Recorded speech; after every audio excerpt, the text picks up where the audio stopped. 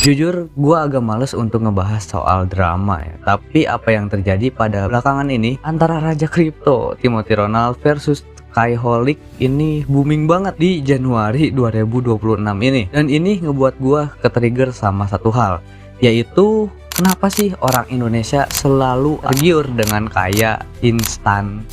Dan pertanyaan gue sekarang itu bukan perkara soal salah dan benar ya, tapi gue mempermasalahkan tentang mentalitas di Indonesia ini, kok kebanyakan yang pengen kaya dengan instan. Itu yang gue mau bahas. Dan kalau misalnya kalian masih ingat, kejadian ini juga pernah dialami di tahun 2020, yang dimana ada Indra Kents dan mereka itu pakai binary option. Nah, itu udah jelas-jelas judi dan banyak banget yang tergiur dengan kekayaan mereka. Dan ini menurut gue cukup serius untuk dibahas. Mari kita ngebahas ini lebih lanjut. Oke, kita akan ambil contoh kasus yang lagi rame belakangan ini. Itu di satu sisi kripto itu seakan-akan menjadi jalan keluar dari lo miskin gitu. Lo miskin karena lo goblok gitu kan. Seakan-akan narasi itu dijual sama mereka dan banyak orang tergiur akhirnya beli kelas mereka ya. Karena masyarakat udah aware dengan kasus kemarin Indra Kents, dan disinilah kripto yang emang legal itu menjadi sorotan publik. Dan yang publik tidak tahu, di kripto juga banyak permainannya gitu. Di sisi lain, akun Skyholic 888 ini muncul dan membuka semua data on-chainnya mereka gitu. Dan di sini terbongkar bahwa member-member di kelas kriptonya banyak yang rungkat, bahkan menjadi exit liquidity. Nah, kalau misalnya kalian nggak tahu exit liquidity itu apa, jadi misalnya gini, gue menjadi mentor kalian dan gue membuka kelas nih. Gue beli satu koin, yang koinnya itu bener-bener low cap, nggak ada yang tahu satupun koin itu. Nah, di momen itulah gue beli di harga misal 1.000 rupiah. Gue beli di harga 1.000, gue sebar ke kelas gue. Alhasil yang kelas gue juga ikutin kata-kata gue kan. Nah, si harganya itu naik tuh. Nah, habis itu pas udah naik gue keluar. Itulah jadi exit liquidity. Gue untung, tapi member-member gue ya rugi, rungkat gitu. Itulah exit liquidity. Dan yang paling ironisnya bahwa yang gabung itu bukan trader profesional, melainkan mereka yang baru belajar dan baru terjun ke dunia cryptocurrency. Oke, tadi konteks masalahnya, dan sekarang kita lanjut ke akar masalahnya. Mungkin di segmen tadi gue cenderung menyalahkan yang membuka kelas kriptonya, tapi kalian aja tidak luput dari kesalahannya juga gitu. Dan gue menemukan 4 poin di mana ini mentalitas lo semua pengen cepat kaya dengan instan, padahal itu tidak ada gitu. Oke, yang pertama gue bakal bahas yaitu adalah jebakan kemiskinan. Apa itu jebakan kemiskinan? Gampangnya seperti kayak gini. Jadi lu kerja dengan gaji UMR dan lu itu pengen beli rumah, at least lu harus nabung 20-30 tahun baru rumah itu kebeli. Dan itu emang pikiran logis dan realitanya seperti kayak gitu kan. Tetapi dengan secara tidak sadar kita itu pengen kaya dengan cepat gitu. Pengen cari jalan pintas. Nah, disitulah jebakan kemiskinan ini terjadi. Dan yang kedua, literasi finansialnya yang kurang. Kalian itu semuanya agak males cuman ikutin sinyal gitu. Padahal kalian tidak menganalisa dulu marketnya seperti apa, ownernya apa, fundamentalnya seperti apa, teknikalnya apa. Kalian tidak riset dan kalian males pengennya sinyal, bui, rungkat, loss.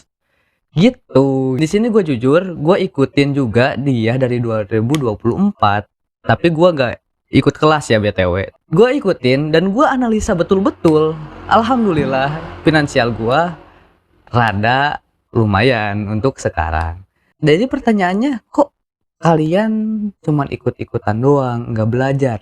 Gue pengen kalian sadar akan satu hal ini yang emang penting, dan lu semua itu butuh edukasi finansial gitu. Dan yang ketiga yaitu epidemi. Kenapa epidemi? Karena ini udah menjadi penyakit ya, penyakit media sosial di mana banyak yang flexing. Orang di media sosial flexing, terus kalian langsung dia motivator gua. Dan di sini ya untuk kalian semua please stop, dan kalian harus sedikit berpikir kritis gitu. Dia uangnya dari mana, penghasilannya dari mana, walaupun mereka bilang gue penghasilannya dari A, coba buktiin dulu atau gue coba riset dulu bener atau enggak. Jadi jangan gampang langsung percaya kepada orang, bahkan ke gua sekalipun yang ada di media sosial kalian dan kalian yang nonton, kalian jangan langsung percaya sama gua. Karena kalian tidak tahu gua itu siapa dan apa gitu kan. Jadi apapun yang di media sosial kalian jangan langsung 100% percaya. Dan ini udah menjadi epidemi ya. Orang-orang sekarang pada di gadget gitu. Ini agak susah lah gitu. Tapi kalian harus setidaknya berpikir kritis. Otak itu dipakai, Bos. Dan poin nomor 4 sekaligus ini mengingatkan gua dengan masa lalu, yaitu evolusi kultural. Dimana dulu itu kita pengen kaya ke dukun gitu, pesugihan lah, harus tumbal A, B, C, D, ayam hitam dan segala macam. Ya, untuk sekarang ini lebih modern ya. Dimana lu pengen cepet kaya, lu ikut gua gitu. Dengan beli kelas gua. Nah, disitulah, bu. Ini nggak jauh beda sama pesugihan zaman dulu gitu. Kalau misalnya dipikir dan logikanya di mana? Kok bisa gitu kan? Kok bisa? Nggak ada kan? Nggak ada jalannya lah gitu. Pesugihan anjir. Dan sekarang, nah emang sih udah dikasih jalannya dikit, dikasih kayak misalnya modul dan pembelajaran, tapi kalian kan males gitu, pengennya disuapin terus, alhasil ya menjadi santapan bagi mereka, santapan yang emang enak gitu bagi mereka. Nah disitulah ya 4 poin penting itu. Oke, yang pertama adalah tekanan struktural, di mana kalian itu merasa ditekan dan kalian itu memilih jalan pintas untuk kaya gitu. Tapi semua itu jebakan kemiskinan. Dan yang kedua, literasi finansial yang kurang, di mana literasi finansial sendiri tidak diajarkan di sekolah ya. Dan kita dipaksa untuk otodidak juga, di mana kalian mungkin bisa untuk meningkatkan literasi finansial kalian, yaitu belajar tentang finansial, belajar tentang uang, manage money risk management dan segala macam tentang literasi finansial. Dan yang ketiga, epidemi sosial ya, dimana banyak yang flexing, kalian jangan terlalu percaya sama orang-orang seperti kayak gitu. Apalagi kalian harus cari tahu dulu gitu orang itu siapa dan gimana, termasuk gua. Kalian jangan terlalu langsung percaya ke gua gitu, kalian harus riset terlebih dahulu ya. Dimana-mana kalian riset terlebih dahulu baru kalian bertindak. Yang keempat adalah pesugihan online ya, gua bilangnya pesugihan online, dimana lu ikut gua lu kaya gitu.